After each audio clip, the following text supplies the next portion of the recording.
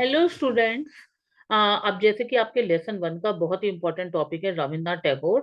तो आज हम रविन्द्रनाथ टैगोर के बारे में पढ़ेंगे एंड कोई भी प्रॉब्लम हो you can write in the comment box. अब देखिए, जो टैगोर क्या कहते थे। टैगोर, सबसे पहले हम ये बताएंगे शिक्षा का अर्थ क्या था टैगोर के लिए। तो टैगोर कहते थे कि शिक्षा एक प्रक्रिया है, ये एक विकास की प्रक्रिया है। और ये शिक्षा के व्यापक अर्थ को स्वीकार करते थे। मतलब व्यापक अर्थ का मतलब हो गया कि शिक्षा सिर्फ स्कूल में लेने की जो प्रोसेस है या कॉलेज में जाने का प्रोसेस है, सिर्फ वही शिक्षा नहीं है। ये बहुत व्यापक है। इससे व्यक्ति की मानसिक, भावनात्मक, राजनीतिक, सामाजिक, आर्थिक तथा आध्यात्मिक आवश्यकताओं की पूर्ति होती है। और वे कहते थे सर्वोत्तम शिक्षा वह है जो हमारे जीवन का समस्त सृष्टि से सामंजस्य स्थापित करती है। तो ये मानते थे कि शिक्षा ऐसी होनी चाहिए कि जो जीवन का समस्त सृष्टि से सामंजस्य स्थापित करे। ठीक है। तो वो एक नेचुरलिस्ट थे, एक प्रकृतिवादी थे टैगोर। तो प्रकृति को बहुत महत्व देते थे। तो उन्होंने अपने एक स्कूल को, जिसका नाम शांति निकेतन था, वो भी वहां खोला।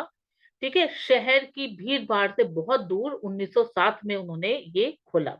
बाद में 1921 में यही शांति निकेतन विश्व भारती बन गया, जो कि आज भी एक यूनिवर्सिटी है। और महात्मा गांधी ने उन्हें गुरुदेव की उपाधि दी थी, मतलब गुरुओं के गुरु की उपाधि। और एक निबंध भी उन्होंने बताया था मेरा विद्यालय का, जिन्होंने उन्होंने शांति निकेतन के बारे में बात करी थी। ठीक है।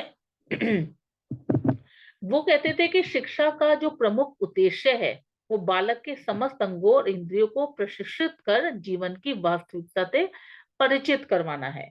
मतलब उसके अंगों और इंद्रियों को ट्रेनिंग देना है। उसे पर्यावरण की जानकारी देना है, धैर्य सिखाना, आत्म अनुशासन सिखाना, नैतिक एवं आध्यात्मिक गुणों देना है।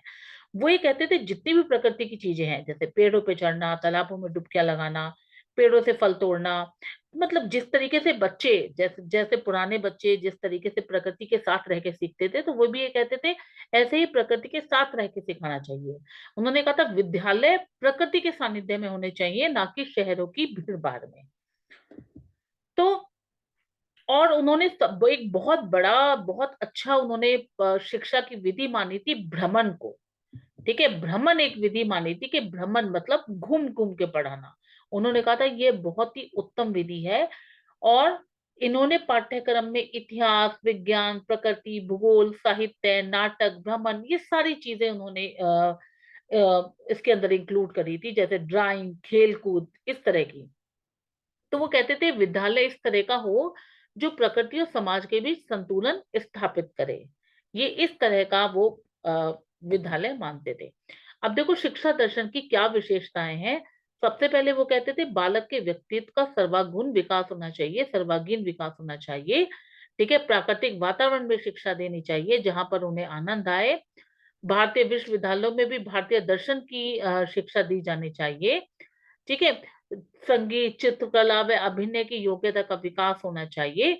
और शिक्षा का प्रमुख उद्देश्य बालक को अनुभव की पूर्णता द्वारा पूर्ण मनुष्य के रूप में विकसित करना होना चाहिए।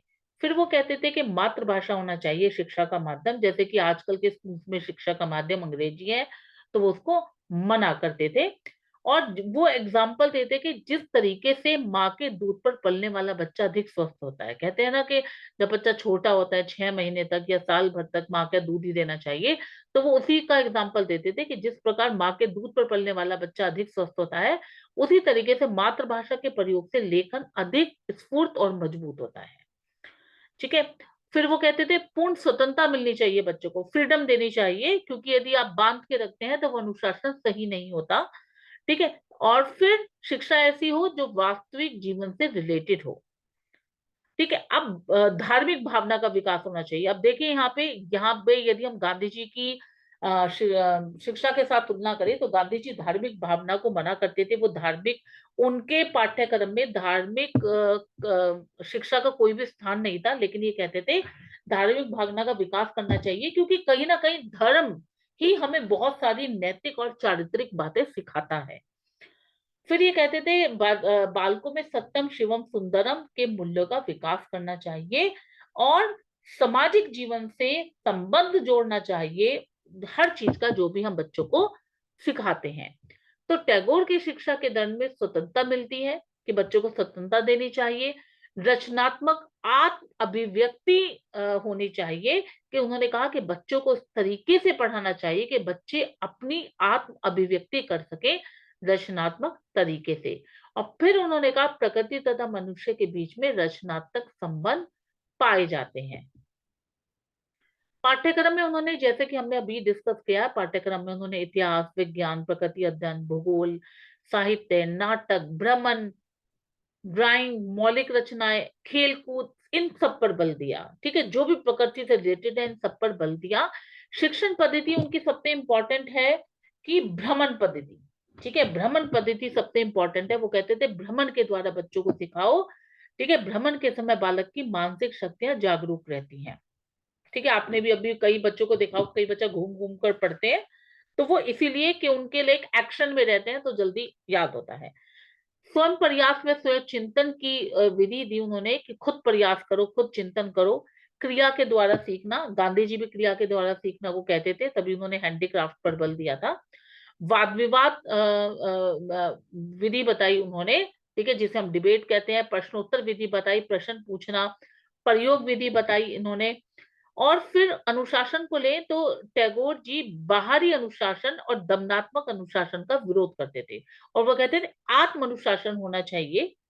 ठीक है, क्योंकि उन्होंने कहा था वास्तविक अनुशासन यही है कि जब आत्म अनुशासन हो, तो स्वाभाविक अनुशासन की स्थिति में रहना ही छोटे बच्चों के लिए सुखदायक होता है।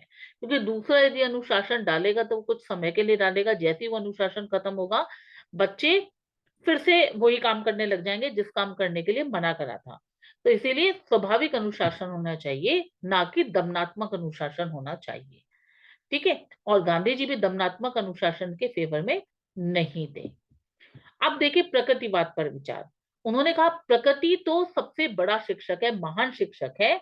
ठीक है, और उन्होंने कहा जिस प्रकार प्रकृति के प्रत्येक पुरुष एक दूसरे को बिना क्षति पहुंचाए हुए अपना विकास करते हैं, ऐसी मानव को भी करना चाहिए, मानव को उसी तरीके से विकास करना चाहिए। और इनकी एक बहुत इंपॉर्टेंट बात थी जो कि गांधी जी की शिक्षा में नहीं थी। ठीक है, ये अंतरराष्ट्रीयता पर विचार देते थे। ठीक है, अंतरराष्ट्रीय पर अपने विचार प्रकट करते थे। अब देखिए क्वेश्चन ऐसा भी आता है कि गांधी जी और टैगोर जी की शिक्षा में क्या क्या ऐसी चीज है जो समान नहीं है, या क्या विभिन्नताएं हैं। तो विभिन्नताओं में ये भी आ सकता है, ये अंतरराष्ट्रीयता पर विचार करते थे। ठीक है, ये कहते थे ये संकीर्ण राष्ट्रवाद की भावना के विरुद्ध थे। वो कहते थे राष्ट्रवाद इंपॉर्टेंट है, नेशनलिज्म इज इंपॉर्टेंट, लेकिन अंतरराष्ट्रीय समाज के समर्थक भी थे। वो कहते थे पूरे संसार का भला करो, पूरे संसार में एकता स्थापित करना चाहते थे, और बालक में अंतरराष्ट्रीय दृष्टिकोण विकसित किया जाए, ये कहते थे। ठीक है, शिक्षा के क्षेत्र में उनका महान योगदान है एक। ठीक है, उन्होंने कहा शिक्षा को उपयोगी और व्यवहारिक बनाओ, और अपना जो स्कूल था इनका शांति निकेतन, और फिर जो यूनिवर्सिटी था विश्व भारती, वो सब ऐसे ही इसी तरीके से शिक्षा उसमें दी जाती थी। फिर वे कहते थे शिक्षा ऐसी हो जो जीवन को पूर्णता प्रदान करे, और ऐसी शिक्षा का हमेशा उन्होंने समर्थन किया था। ठीक है, फिर वो कहते हैं सौंदर्य बोध की शिक्षा दी जाए। ठीक है, और इसके लिए इन्होंने भारतीय कलाओं को पुनर्जीवित किया और पाश्चात्य कला तत्व को भी स्वीकार किया। अब देखिए यहाँ पर एक फिर एक विभिन्नता और समानता भी आती है, कि सौंदर्य बोध की शिक्षा गांधी जी भी कहते थे। गांधी जी कहते थे जब हाथ से बनी हुई चीज को हम बार बार सही करते हैं, तो कहीं ना कहीं हम उसके अंदर सौंदर्य अनुभूति करते हैं। ठीक इसी तरीके से टैगोर ने भी यही कहा, लेकिन वो पाश्चात्य कला को भी महत्व देते थे, लेकिन गांधी जी नहीं देते थे। फिर इन्होंने राष्ट्रीय शिक्षा का समर्थन किया, लेकिन वो कहते थे अंतरराष्ट्रीयता की भावना रखते हुए राष्ट्रीयता की भावना का पुनर्विकास करें। फिर वो भारतीय तथा पाश्चात्य शिक्षा को भी महत्व देते थे। वो कहते थे दोनों तरह की शिक्षा का समन्वय होना चाहिए, भारतीय भी और पाश्चात्य भी, कि रूट्स हमारी इंडियन हो, लेकिन पाश्चात्य शिक्षा में जो वेस्टर्न एजुकेशन में अच्छी बातें हो उन्हें भी हम ऐड करना चाहिए। तो ये था पूरा टैगोर जी के बारे में। आई होप सबको समझ में आ गया होगा। ठीक है, फिर भी कुछ नहीं समझ में आए तो you can write in the comment box.